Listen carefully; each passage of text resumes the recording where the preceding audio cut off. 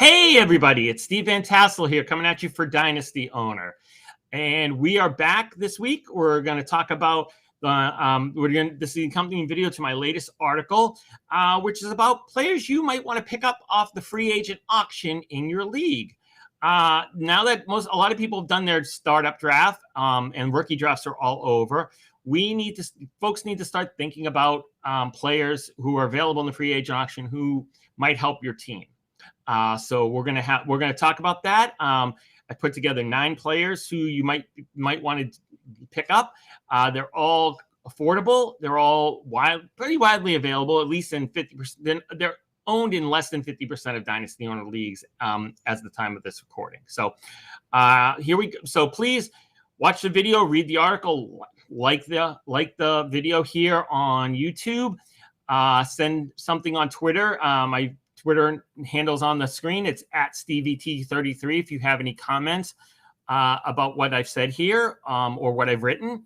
And let's get started. The first thing we need to talk about is sort of what is the free agent auction? I mean, some people might not be familiar with that terminology. I mean, established dynasty owners are, but others might not to be. So let's talk about what is the free agent auction. First of all, it's not a traditional waiver system. Basically, what it is that all players not on a roster are available to dynasty owners who bid on them using dynasty dollars. You get 10 million dynasty dollars for signing up and joining a league, and you can purchase more, or actually you can win more too. There's ways to win them in Dynasty Owner. If you have the highest scoring team for the week in your league, you get 2 million dynasty dollars, which is great. There's a lot more to it. I don't want to waste everybody's time. So if you want more information, go to the Dynasty Owner Constitution. It's on the How to Play section on the app and on the website. So basically, but what happens is in the free agent auction, all the players are available, and there's about 1,000 of them in a typical Dynasty Owner league. You draft to 25 players, but you can have 30 players on your roster. So after your startup draft is over, there's 5 spots you could fill with players who weren't drafted in your league's draft. So the key is to find those players who are available in your league. Everybody's going to want, there's going to be some players who you might want on your team, but they might be very expensive. So here we're going to talk about a bunch of players who are pretty available and also pretty affordable. And I've done this article before, and it's getting harder. People are getting more savvy about Dynasty Owner. They're figuring out the system. They're figuring out that, value is where it's at, and you need to own the lower priced players. So I talk about a little bit about players I suggested at the end of the 2019 season and in about this time last year. So check out who I suggested and see how I did. That's in the article that's available now on Dynasty Owner. But what we've got here this year right now is sort of 9 affordable and available players. So we're not going to have any kickers. Sorry for those of you who love kickers. But we've got 9 guys who are around $1 million in salary and also available in a majority of leagues, 50% or more leagues. So without further ado, here we go. And we're going to start with your backup quarterbacks to stash. Not the sexiest list of players here. Phillip Walker from Carolina, Nick Mullins from Philadelphia, and Mason Rudolph from Pittsburgh. But all of them fit the criteria. They're all under $1 million. They're all widely available in, Walker's available in 90% of leagues, Mullins available in 91%, and Mason Rudolph's available in 70% of leagues. And, the question might be, well, why would I want to own any of these guys? Well, backup quarterbacks play in the NFL. Last year, only 13 teams had the same quarterback start all 16 games for them. And 6 teams had 3 or more quarterbacks. The poor Dallas Cowboys had 4 quarterbacks start for them last year, while Cincinnati, Denver, Jacksonville, San Francisco, and Washington all used 3. We're not going to count the week Denver had to start the wide receiver. That didn't happen. That's not counted here. But they started 3 other real quarterbacks during the course of the season. So I know it was COVID and I know there was problems. A lot of those guys missed weeks because they were on the COVID protocol list. But the first guy here, Phillip Walker, he started 1 game. He appeared in 4. for Carolina. And Carolina now has a new quarterback, Sam Darnold. And the thing with Sam Darnold is he's missed games. He's missed 3 or more games every season. He's missed 10 over the course of his 3 seasons. So odds are you're going to see another quarterback under center for Carolina. And you might want to have Phillip Walker on your team to fill out a practice squad spot just in case Darnold goes down. He's very cheap. He's only on a 1-year contract, and he's very available. By the same token, you've got Nick Mullins, who has played a lot in the NFL in the past couple of years. I mean, he started 8 games last year. He started the most games of any 49ers quarterback last year. Now he's moved on to Philadelphia, where he's vying to be the backup to Jalen Hurts. And he's still got an under $1 million salary. He's available in 91% of leagues. And if Hurts goes down, it's either him or Joe Flacco. And Joe Flacco's $3.5 million. So you might, if you got Jalen Hurts, you want to hedge your bets, and you got a little bit of salary cap room, think about picking up Nick Mullins. The final guy here is Mason Rudolph. He's just under $1 million this year.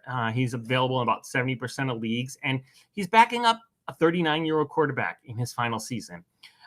So, you know, if you got Ben Roethlisberger, you're taking advantage of that $14 million salary for this year.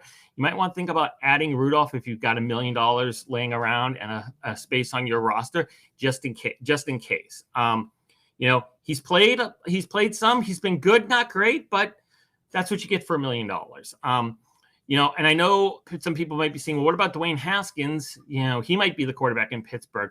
True. However, Haskins is owned in 2/3 of dynasty owner leagues, so you're less likely to find him sitting on the free agent auction.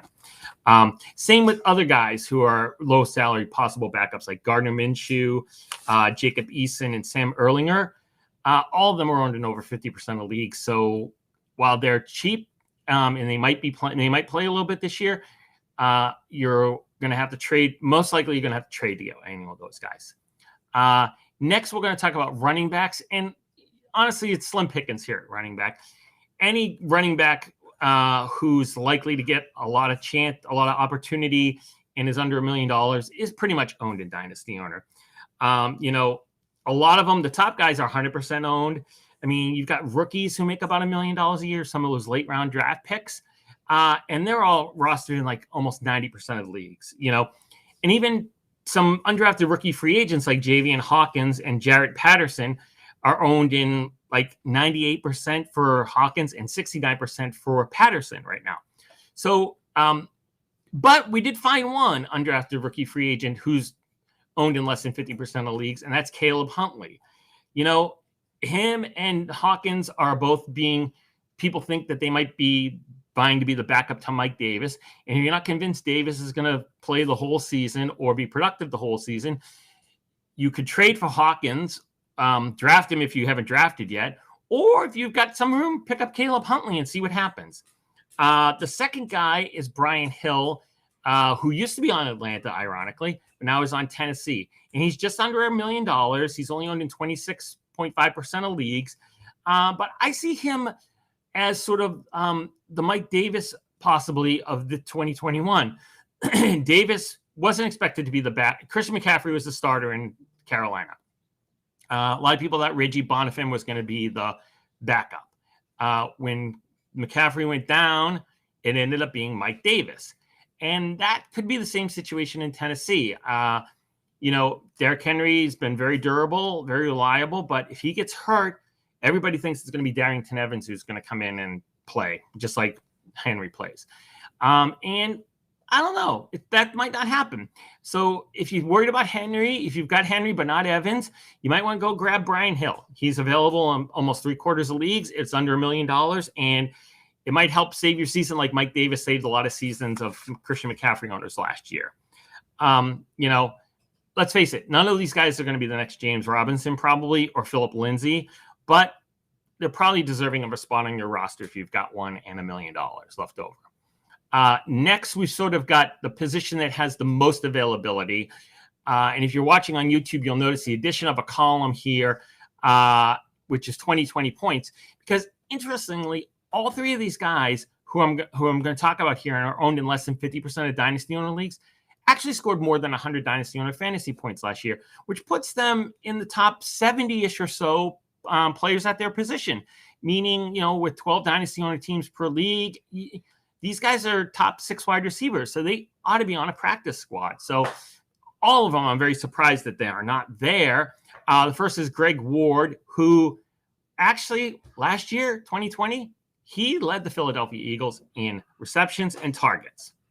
And he only cost $850,000, and his ownership is under 50% right now. Now, you might be saying, sure, but, they drafted Devonta Smith, and they have Jalen Reagor, and they got Goddard, and they've got Ertz. True. But, if you're looking for somebody to stash, you could grab a rookie wide receiver who might not play, or somebody way deep and might take a flyer on. Or you could take Greg Ward, who's played, done it, and probably is comfortable in the Eagles system. I know they have a new head coach, but the Eagles have run that coach, when he was the offensive coordinator of the Colts, he ran 3 more wide receivers 60% of the time, at least, in all 3 seasons. So Ward's going to be on the field. He might get passes thrown his way. He might catch those passes and get some points for your team. The second guy is a personal favorite, even though I'm a Patriots fan and he's on Buffalo. It's Isaiah Mckenzie. A little over $1 million, but his ownership is under 5%, which is crazy for a guy who scored 104.6 points last year.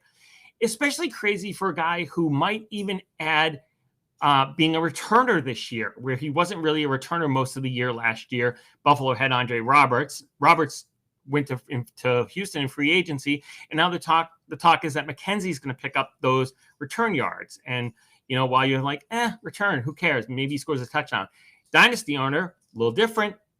You get a point for every 40 yards of return yards. So he might pick up a couple of points there. The other point about Mckenzie that I love is that it always seems like Brian Daboll finds him a touch or two during the game. I looked at it, and since he's been on the Bills, Mckenzie gets the ball on an average of 2.7 touches per game.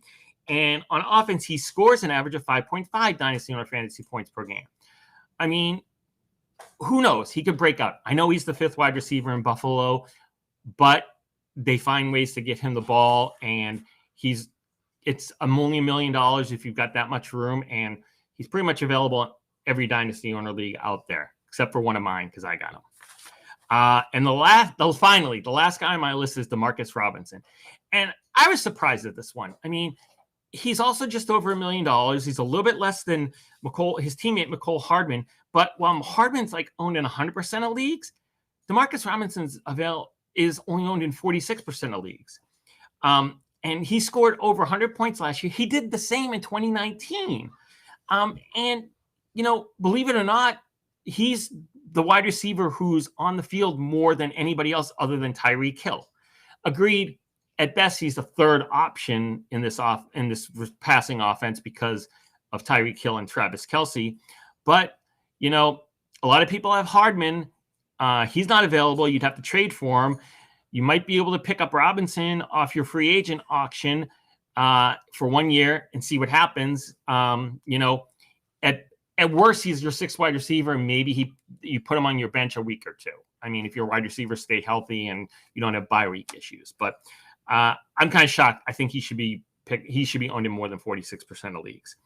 And finally, the last thing we're going to talk about is tight ends. And, the free agent auction is tight on these tight ends.